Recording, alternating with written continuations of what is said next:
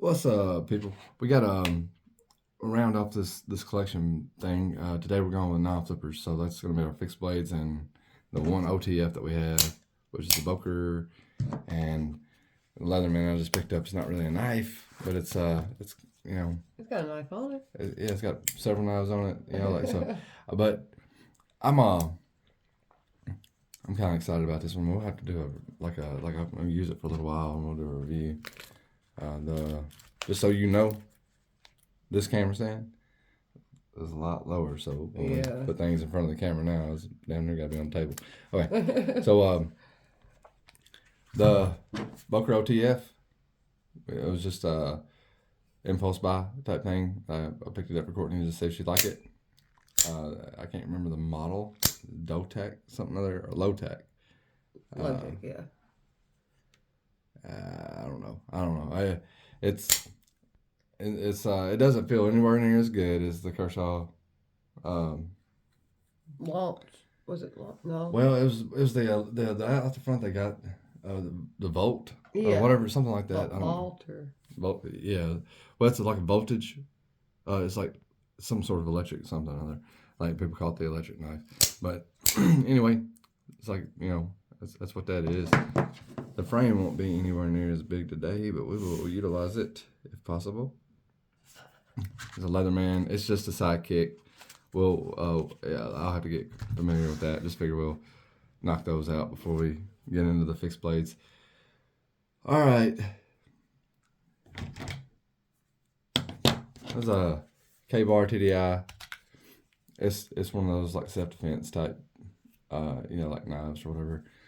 And it's small, got full serration. It's not a bad little dude.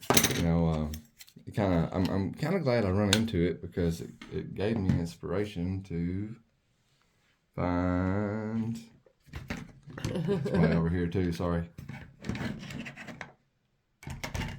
I never heard of it. One of my buddies at work asked me if I wanted a K-Bar fixed blade, and this is what he had. So I wound up getting it off of him, and that kind of opened the door to finding out that Hinder had a TDI as well, and Lacey's put her edge on that thing, and it is super duper sharp. Yeah, I like this knife. yeah. What's going on? Oh, I was just looking. Okay. I'm having to look around. Okay, I got you. Yeah. Maybe it's a little bit more sturdy, but it's definitely a lot lower. It's definitely a lot lower. You want to go over?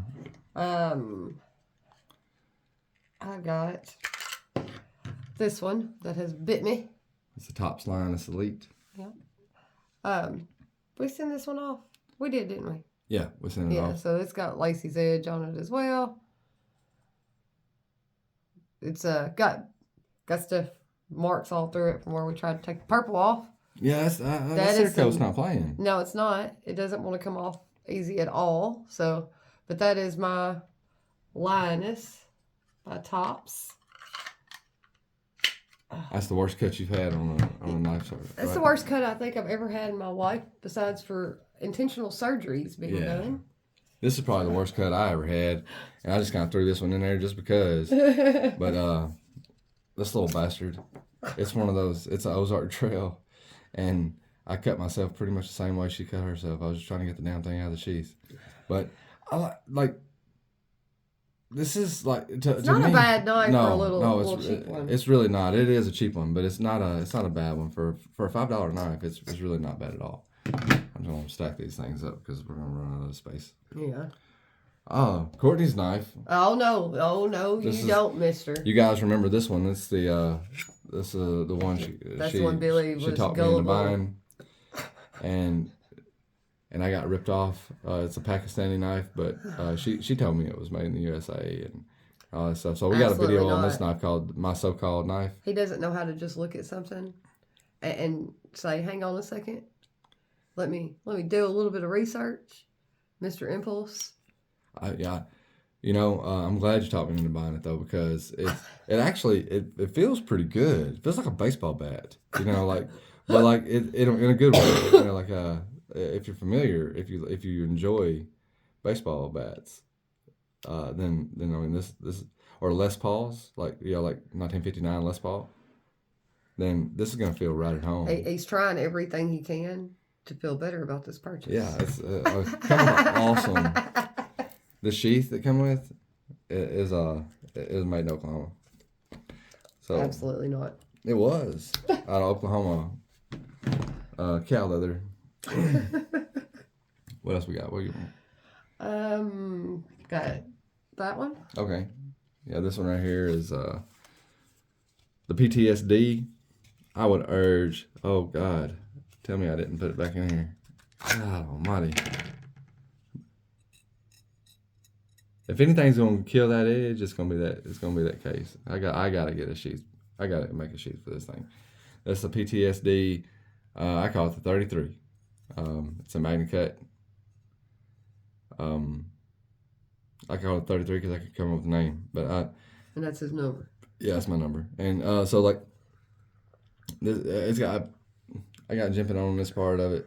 It's got this mill work down the spine. Got jimping right here. We got jimping on the back. And talked to Greg yesterday, and I was telling him, like how well this knife was doing. I was like, I know I'm not a knife designer, so I didn't design a hellaciously looking knife or anything, but it performs. Like in practice, this knife is good enough. I'll be like it does stuff.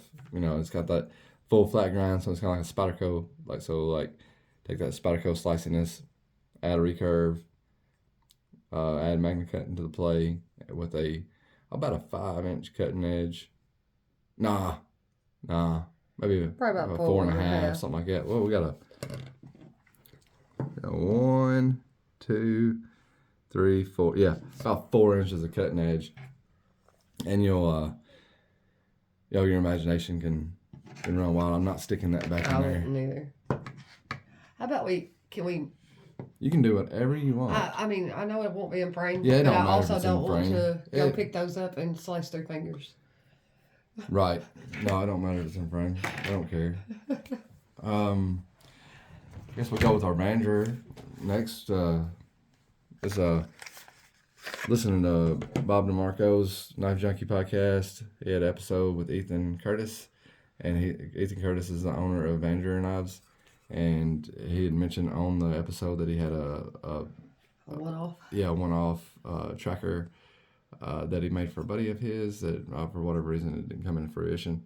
So I went on there, looked at it, and I was like, yeah, I'll take that. It feels really good in hand until you start using it. I'm gonna try to dampen or soften the corners on this G10 because it's when you start chopping and doing things, all these sharp corners start becoming way more noticeable. Other than that, man, the handles themselves feel superb, but if your hand starts sliding around, even right here, you're gonna hit some sharp point. I'm wrapping my thumb around here, and so when the impact happens, but anyway, love the knife. Won't go nowhere. Just need to fine tune some of the handle stuff on it. Machine. What else you got? This one was the Odin Wolf. Odin Wolf, yeah. So I wanted this one, and I wanted it because it come with that fire rod, which is a joke, by the way. Just saying. It is, but the knife is. But the knife does took a really good. beating. Yes, it does. The knife handles well. Do not expect to be able to start a fire with the thing that comes with it, though. No, it's not the best ferro rod. No.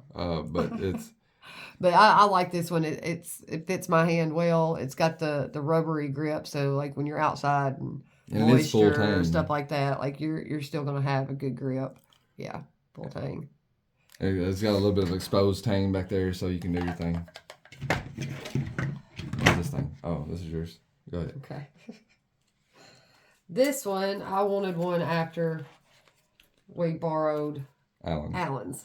So, Here, I'll help you. yeah, just get it out the sheath for me. Let me help you out with that. Girl. Oh, I didn't clean it. You don't ever clean nothing. Knives always stay dirty. Hang on, y'all. I was Show it dirty. It don't matter. chopping some wood and stuff, obviously.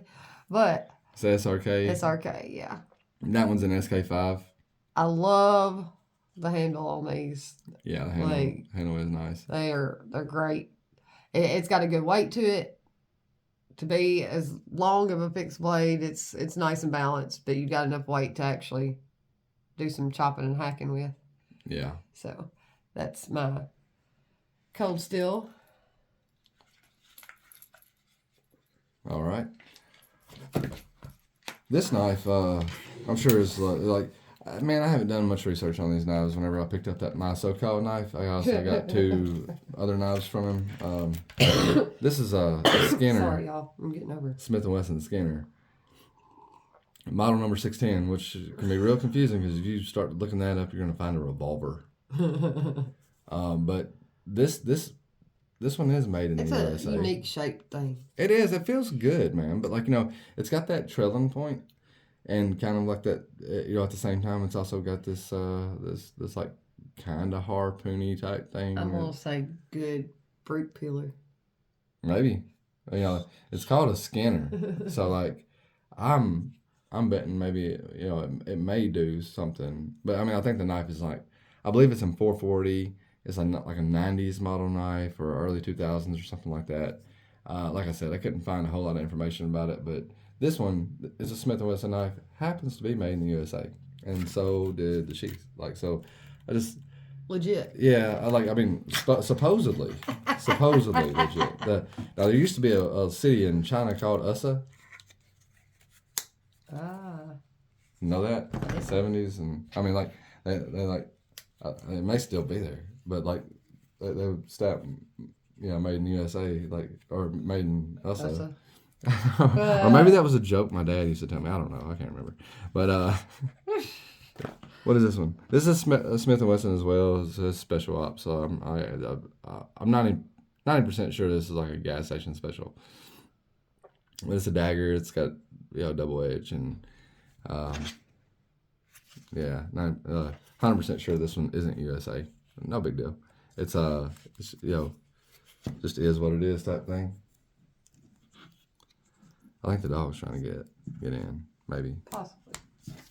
You don't hear something back there. I guess that's all of them. No, we got 3 more over here. Okay. Okay. I missed those. 3 more, y'all. We got this Tops HKT.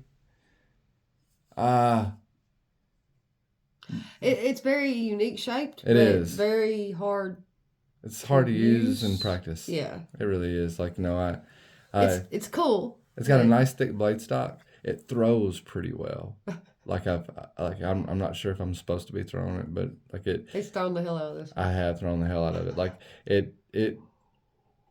like the way it's shaped, you like do an underhand throw, like it's very easy to find a mark. I won't say very, because I missed a lot of shots too, but it's not a bad throw. He's had fun throwing it. I have. I mean, it's been fun just to have around. I don't know. I know we're not going into a lot of this is a keeper, this is sentimental, all that stuff type stuff. But I would say that this is like a forever knife for sure. Like the Hinder Hellfire. This one may be a forever knife. Your SRK may be a forever knife. The Vanger is going to be a forever knife, and the PTSD will definitely be a forever knife. But like most of these knives, like they come up missing. I give a rat's ass. But this be my main EDC. And I don't carry it every day. Like not every day. Quite a bit there for a little while though. I did. I carried it quite a bit for a little while. This is a Becker BK18. I've kind of tried to blue. Yeah, tried to blue it, and I got what I got out of it, and I'm gonna be satisfied with it. But I love this knife. Like this will be a forever knife just because like ain't nobody gonna take it anyway. After all that blue and all. After I got through with it, and this knife, these were in no particular order. Sorry guys, but This knife is just a mossy oak that it come out of a value pack, and one of my friends picked it up at a yard sale for me, and so like this is like a forever knife by default. So anyway, what is that it? I think that's Okay, it. all right. Well, we kept this video around the 15-minute mark, so sorry the folder video That's was a lot more knives to go over in the folder. yeah, and I think they mean more to us, like all together, like this might be one of my favorite knives that I have, like just because of the background and the story. Yeah. But like the rest of these, not. I'll Not always have butthurt. memories with this one. But you gotta have fixed blades, man. Yeah. Yeah. You I'll got. always have memories with the Lioness just Yeah. because it gave me my first set of stitches. But you gotta you kind of need. Like Michael said, he's like, there's areas in this world that you'll go to. Like it don't matter how many folders you got in your pocket. If you don't have a fixed blade, there's people not going to be taking you serious. Yeah. I would. It's not just about what if people will take you serious or not, but like I think it's also about like having something around That can't fail. That can't fail. If you were in survival mode. Yeah, like so. Not self-defense, survival. I don't think everybody needs 50 folders around or anything, but having a few good folders, man, that you can depend on, I don't think it's a horrible idea. And if you don't have them and you're interested in them, this is not a bad place to start. That's not a folder. You keep saying folder. What? He's talking fixed blade, y'all. Did I say stuff? He said folder 2 or 3 times. Okay. Well, yeah. If you need a good fixed blade around, PTSD.com. I think it was PTSD knives or Blade Works or something like that. I can't remember. I'll try to link it in the video somewhere. But the PTSD Greg from PTSD, he lives in Utah. He hand makes all these knives. It's a one-man show. And very easy to work with. Very easy to work with, and great, nice affordable prices as well. So, without further ado, thank you for tuning in, and we'll catch you on the flip side.